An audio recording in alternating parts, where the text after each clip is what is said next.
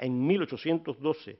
por uno de sus participantes, Joaquín Infante, la ha catalogado, sin más argumentos, de independentista. 3. La contrarrevolución realista tuvo en Cuba uno de sus más sólidos pilares en Hispanoamérica, en particular por el apoyo incondicional brindado a España por la aristocracia criolla del occidente de la isla. El recurso del miedo a otro Haití también funcionó en el caso de la mayor de las Antillas, donde el fantasma de la sublevación de las dotaciones de trabajadores negros fue uno de los factores que disuadió a la élite plantadora y esclavista de La Habana y Matanzas de seguir el camino de las colonias sublevadas contra España. Que ese elemento tuvo enorme peso en el curso de los acontecimientos en la mayor de las Antillas lo demuestran las citas del escritor francés L'Abate de Prat, recogidas con preocupación por Arango y Parreño, representante por antonomasia de los plantadores esclavistas de Cuba, quien en una de sus obras cita en epígrafe esta frase del Abate de Prat: una independencia repentina encierra y produce los más grandes peligros para las colonias y sus metrópolis, y en las colonias, en donde la menor parte de la población es de sangre europea, la repentina independencia es su sentencia de muerte, como ya lo hemos visto en Santo Domingo. Hasta ahí la cita del Abate de Prat. Aunque esta postura no puede llevarnos a la conclusión, como han hecho algunos historiadores, fundamentalmente cubanos, de que en la isla las condiciones no estaban maduras para la independencia o que la formación de una conciencia, llamemos nacional, iba retrasada en relación a la del resto del continente, pues como escribiera el sacerdote Félix Varela en el número 3 del Habanero, y cito: nadie ignora que en la isla de Cuba hay el mismo amor a la independencia que en el resto de América. Hasta ahí la cita. En la propia dirección apunta el testimonio del viajero francés Francis Robert Jameson, quien después de conocer la isla en 1820 escribió, y cito: el pueblo de Cuba tiene, a mi parecer, un carácter más individual y separatista, y se siente unido a la madre patria menos firmemente que los habitantes de cualquier otra isla de las Antillas. Son muchos los que expresan abiertamente la opinión de que, aunque las raíces estén en Europa, la flor se abra aquí y contiene bastantes semillas para hacer germinar una planta en el mismo suelo. Hasta ahí la cita de Jameson. Punto 4. El vertiginoso desarrollo de la economía de exportación en el occidente de Cuba llevaron a conformar la mayor concentración de esclavos de toda Hispanoamérica a principios del siglo XIX, a impulsar la expansión de las plantaciones de caña de azúcar en Cuba en torno a los puertos de La Habana y Matanzas, contribuyó en forma directa a la revolución haitiana. La salida de Saint-Domingue de los mercados internacionales elevó los precios y alentó la economía cubana, convertida en poco tiempo en el tercer productor mundial del dulce. Ese auge se fundamentó en el extraordinario aumento de la fuerza de trabajo esclava, que pasó de 84.000 personas en 1792 a 225.000 en 1817. Las causas de la persistente fidelidad de Cuba a España tenían mucho que ver, como escribió Félix Varela en el primer número del Habanero, con el amor de la aristocracia criolla a las cajas de azúcar y a los sacos de café. La alianza, y hasta ahí la cita, la alianza de los plantadores y grandes propietarios de la isla con la monarquía española, que venía esbozándose desde fines del siglo XVIII y principios del XIX, se consolidó después de 1814 tras el restablecimiento del régimen absolutista por Fernando VII. Tuvo por base la urgente necesidad de recursos económicos de la corona que Cuba proporcionaba en forma abundante gracias a sus crecientes exportaciones de azúcar al mercado norteamericano y que recaudaban, por cierto, solícitos funcionarios públicos cubanos en un momento en que en la práctica habían desaparecido los ingresos procedentes de las demás colonias hispanoamericanas.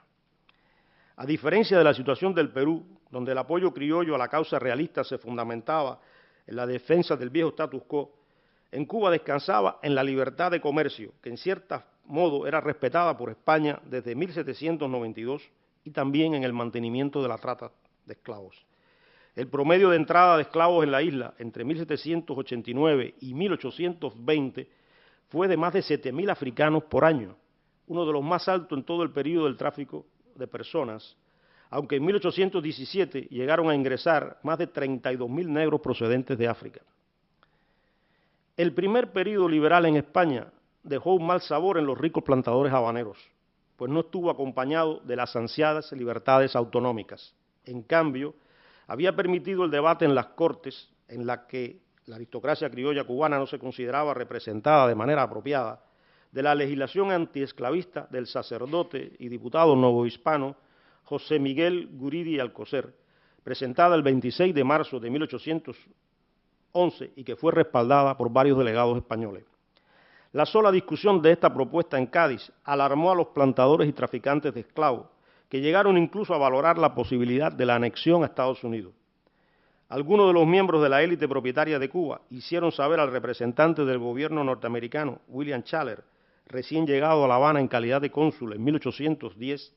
que de aprobarse semejante ley en las Cortes, los criollos estarían dispuestos a pedir la incorporación de la isla a Estados Unidos. Estos sentimientos ya los había advertido el general norteamericano James Wilkinson, quien en 1809 había visitado La Habana con la intención de tantear este tema. En respuesta al proyecto abolicionista del diputado mexicano, la élite habanera encargó un documento titulado, y cito, «Representación de la ciudad de La Habana a las Cortes Españolas», así se tituló, preparado por Arango y Parreño, en defensa de nuestras vidas, de toda nuestra fortuna y de la de nuestros descendientes, así decía, fechado el 20 de julio de 1811 y firmado por el ayuntamiento de la capital cubana, que también abogaba por una mayor autonomía para la isla, como ya se había hecho el año anterior en el texto titulado Exposición a Cortes, donde se condenaba de pasada la legislación emanada, y cito, de las hediondas heces de la Revolución Francesa. Además, el propio Cabildo habanero, en sesión extraordinaria, hizo saber al capitán general Someruelo su oposición, y cito, a la introspectiva moción que se hizo en las Cortes para abolir el tráfico de negros, publicada allí con todos los horrores de la esclavitud y trascendidas aquí de un modo inexacto y placentero que puede excitar en algunos de nuestros esclavos, comúnmente bien tratados, falsas ideas de su libertad. Hasta ahí la cita. Por otra parte, el establecimiento de la libertad de imprenta, puesta en vigor por las Cortes el 11 de noviembre del 10, permitió que la aristocracia habanera fuera objeto de frecuentes ataques en varios de los nuevos periódicos que ahora circulaban por la capital cubana. Las críticas eran promovidas por los comerciantes monopolistas y propietarios españoles, resentidos por las concesiones hechas por España a los ricos plantadores criollos del occidente de la isla. La élite de las provincias de La Habana y Matanzas, son las más occidentales, satisfechas con las garantías obtenidas de la corona para la expansión de la economía azucarera, se sintió aliviada con el restablecimiento del absolutismo en 1814, que puso fin a los denuestos que recibía de la prensa liberal española de la isla y a las agresivas manifestaciones públicas en su contra. Para el historiador cubano Julio Lerriverén, y cito, la criollez propietaria y aristocrática comenzó a ver el proceso constitucionalista como un peligro múltiple, porque el radicalismo de los demagogos y de los soldados, así como la frecuencia de los disturbios, ponían en peligro la organización esclavista. Hasta ahí la cita. Las contradicciones de la aristocracia criolla con los residentes peninsulares en la isla, apenas insinuadas antes de 1814, se agudizaron después de la sublevación de Riego en España en enero de 1820. Durante el trienio liberal, La Habana fue escenario de violentos enfrentamientos entre los liberales españoles, seguidores del clérigo castellano Tomás Gutiérrez de Piñeres, y prominentes miembros de la élite cubana occidental, encabezada por el rico esclavista conde de Orreli. Los orrelinos o yuquinos, como también eran conocidos, que contaban con el respaldo de pequeños propietarios y artesanos criollos blancos, se habían beneficiado con las disposiciones económicas y comerciales aprobadas para Cuba por Fernando VII tras el restablecimiento del absolutismo. Nos referimos a la abolición del estanco, 1817, la libertad de comercio, 1818, y la propiedad de las tierras mercedadas, 1819. En particular, esta última medida, o sea, la concesión de la propiedad de las tierras mercedadas, permitió a los ricos plantadores apropiarse de las fincas en usufructo de vegueros y campesinos pobres, muchos de ellos de origen canario. A esas ventajas se sumó después la supresión del arancel restrictivo de 1821, la adopción de uno especial al año siguiente, la creación de un puerto libre en La Habana y garantías para el mantenimiento de la trata y la esclavitud. Los piñeristas, por su parte, eran casi todos españoles de capas medias y bajas, bodegueros, vendedores ambulantes, artesanos e inmigrantes pobres, llamados en forma despectiva por los ricos criollos uñas sucias, a los que apoyaban una parte del ejército y las recién creadas milicias nacionales, nutridas de peninsulares que defendían el programa liberal de la Revolución de Riego. En sus filas también ocupaban sitio los monopolistas españoles, perjudicados por la apertura comercial. Todos acusaban a la élite criolla de valerse de sus cargos públicos, títulos nobiliarios e influencias, como la del poderoso intendente de Hacienda, Alejandro Ramírez, verdadero segundo poder en la isla, para afectar los intereses de España en Cuba. Esas fueron las verdaderas razones que están detrás de la fidelidad a la metrópoli de la aristocracia de La Habana y Matanzas, preocupada por la buena marcha de la economía de plantación, cuyo desarrollo podía quedar interrumpido con una masiva sublevación de esclavos o el estallido de un movimiento independentista. Las élites criollas de las localidades centrales y orientales de Cuba, marginadas de los extraordinarios beneficios de las exportaciones azucareras, así como también una parte de la población autóctona de la propia capital cubana, se inclinaban cada vez más a la emancipación, atraídas por las noticias de los éxitos del movimiento liberador en la América del Sur. Expresión de este fenómeno fue la aparición en toda la isla, desde principios de los años 20, de diferentes logias secretas, Sol, Cadena Triangular, Cadena Eléctrica, Caballeros Racionales, cuyos integrantes cada vez más se inclinaban a la ruptura con España. Esto explica que Arango y Parreño, principal ideólogo de la aristocracia criolla occidental, saliera al paso a los separatistas con su folleto titulado Independencia de la isla de Cuba, fechado el 11 de octubre de 1821. Aquí tengo un fragmento de ese texto, pero lo salto en aras del tiempo.